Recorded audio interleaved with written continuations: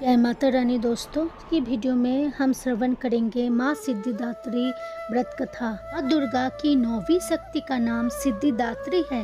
ये सभी प्रकार की सिद्धियों को देने वाली है। नवरात्रि पूजन के 9वें दिन इनकी उपासना की जाती है। इस दिन शास्त्रीय विधि विधान और पूर्ण निष्ठा के साथ साधना करने वाले साधक को सभी सिद्धियों की प्राप्ति हो जाती है। सृष्टि में कुछ भी उसके लिए अगमय नहीं रह जाता है। ब्रह्मांड पर पूर्ण विजय प्राप्त करने की सामर्थ्य उसमें आ जाती है। मार्कंडेय पुराण के अनुसार अनिमा, महिमा, गरिमा, लघिमा, प्राप्ति, प्राकमय, ईशित्व और वशिष्ठव ये 8 सिद्धियां होती है। माँ सिद्धिदात्री भक्तों और साधकों को ये सभी सिद्धियां प्रदान करने में समर्थ है।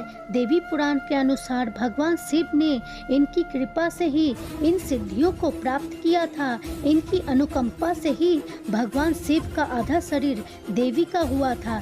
इसी कारण वे लोक में अर्धनारीश्वर नाम से प्रसिद्ध हुए। माँ सिद्धिदात्री 4 भुजाओं वाली हैं। इनका वाहन सिंह है। ये कमल पुष्प पर भी आसीन होती है। इनकी दाहिनी तरफ के नीचे वाले हाथ में कमल पुष्प है। प्रत्येक मनुष्य का ये कर्तव्य है कि माँ सिद्धिदात्री की कृपा प्राप्त करने का निरंतर प्रयत्न करे, उनकी आराधना की ओर अग्रसर हो। इनकी कृपा से अनंत दुख रूप संसार से निर्लिप्त रहकर सारे सुखों का भोग करता हुआ वो मोक्ष को प्राप्त कर सकता है। नव दुर्गाओं में माँ सिद्धिदात्री अंतिम है।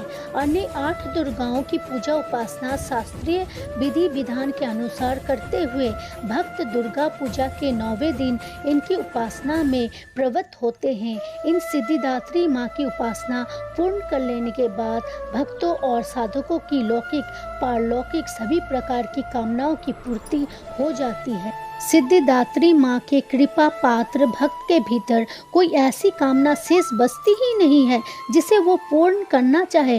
वो सभी सांसारिक इच्छाओं आवश्यकताओं के ऊपर उठकर मानसिक रूप से माँ भगवती के दिव्य लोकों में विचरण करता हुआ उनके कृपा रस पीयूष का निरंतर पान करता हुआ विषय भोग शून्य हो जाता है। माँ भगवती का परम सानिध्य ही उसका सर्वस्व हो जाता है। इस परम पद को पाने के बाद उसे अन्य किसी भी वस्तु की आवश्यकता नहीं रह जाती।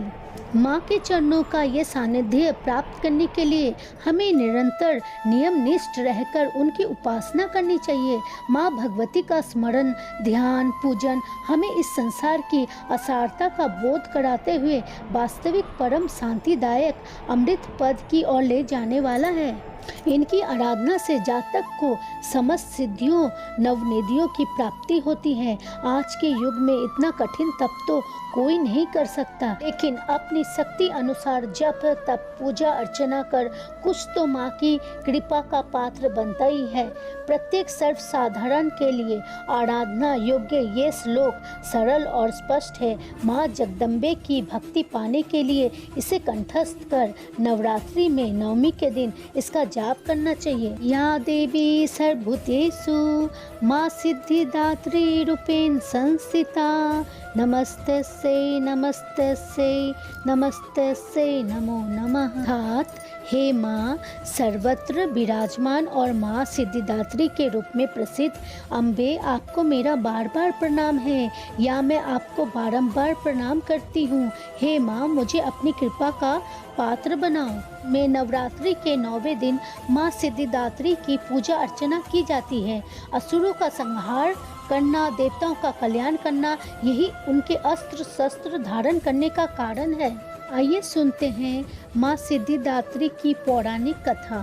कथाओं के अनुसार जब पूरे ब्रह्मांड पर चारों ओर अंधकार हो गया था और रोशनी का कोई संकेत नहीं था, तब उस अंधकार से भरे ब्रह्मांड में ऊर्जा का एक छोटा सा किरण प्रकट हुआ। धीरे धीरे इस किरण ने बड़ा आकार लिया। अंत में इसने एक दिव्य नारी का रूप धारण कर लिया।